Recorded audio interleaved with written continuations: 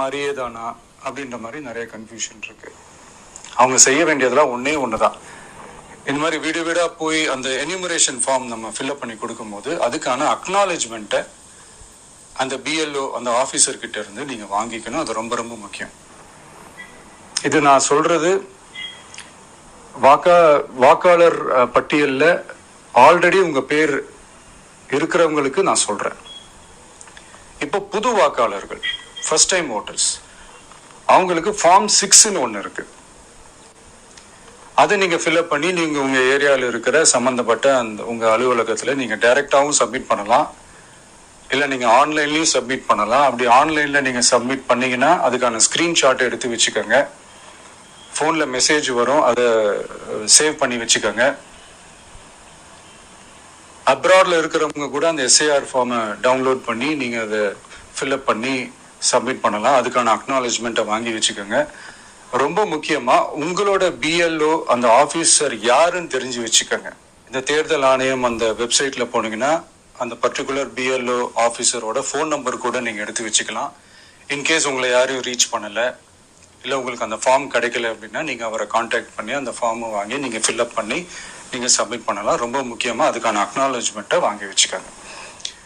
இது எல்லாமே சரியாக செஞ்சாலும் இந்த எஸ்ஐஆர் மேலே சில டவுட்ஸ் இருக்கு. அது என்னன்னா, இந்த 6,36,00,000 வாக்காளர்களுக்கு ஒருத்தர் விடாம இந்த ஒரே மாசத்துக்குள்ள எப்படி எல்லாருக்குமே அந்த ஃபார்ம் போய் ரீச் ஆகும்? ஒன்று. ரெண்டாவது, நீங்க வரும்போது வீட்டை பூட்டிட்டு வேலைக்கு போயிட்டு என்ன பண்றது?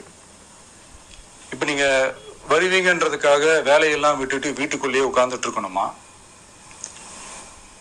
ஸோ இதுல மெயினா பாதிக்கப்பட போறது உழைக்கிற மக்கள், ஏழைகள், வேலைக்கு போற பெண்கள். இவங்களுக்கு யார் கரெக்டான அந்த பதில் சொல்ல போறது?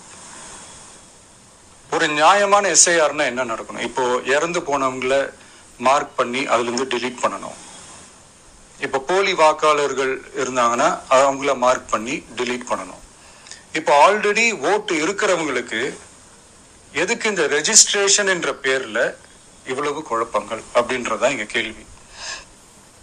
இப்போ புதுசா வர்ற வாக்காளர்களையோ இல்ல ஓட்டு இல்லாதவங்களையோ சேர்த்தா பத்தாதா?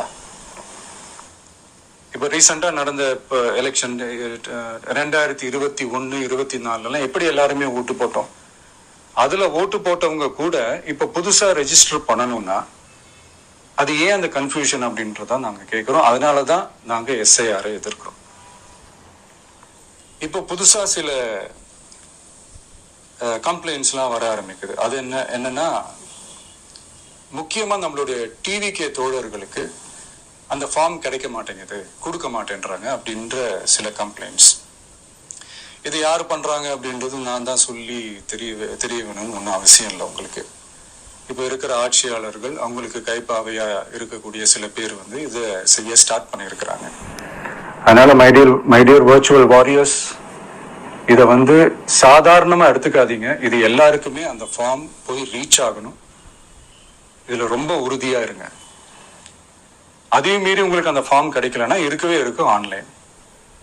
தேர்தல் ஆணையம் அந்த வெப்சைட்ல போய் அந்த ஃபார்மை டவுன்லோட் பண்ணி நீங்க ஃபில்அப் பண்ணி சப்மிட் பண்ணலாம். உங்க வீட்டில் இருக்கிறவங்களுக்கு நீங்க செஞ்சு கொடுங்க, பக்கத்து வீட்டில் இருக்கிறவங்களுக்கு செஞ்சு கொடுங்க, தெரிஞ்சவங்களுக்கு, தெரியாதவங்களுக்கு, பழகினவங்களுக்கு, பழகாதவங்களுக்கு எல்லாருக்குமே நீங்க தயவு செஞ்சு கொடுங்க. அண்ட் ரொம்ப முக்கியமா நம்ம ஜென்சி கிட்ஸ், நம்ம ஃபர்ஸ்ட் டைம் ஓட்டர்ஸ், நம்ம புது வாக்காளர்கள், நம்ம நண்பா நண்பிகள், அவங்க ரொம்ப கேர்ஃபுல்லா இருக்கணும். நான் ஆல்ரெடி சொன்ன மாதிரி உங்களுக்கான ஃபார்ம், அந்த ஃபார்ம் நம்பர் 6, அதை கரெக்டான டீட்டெயில்ஸோட கரெக்டான உங்க டாக்குமெண்ட்ஸை வச்சு அதை சப்மிட் பண்ணுங்க. ஏன்னா வரப்போற தேர்தலில் நீங்க தான், அந்த ஜென்சி வாக்காளர்கள் தான் மிக முக்கியமான ஒரு ஃபோர்ஸ் அப்படின்றது எல்லாருக்குமே தெரிஞ்ச ஒரு விஷயம்.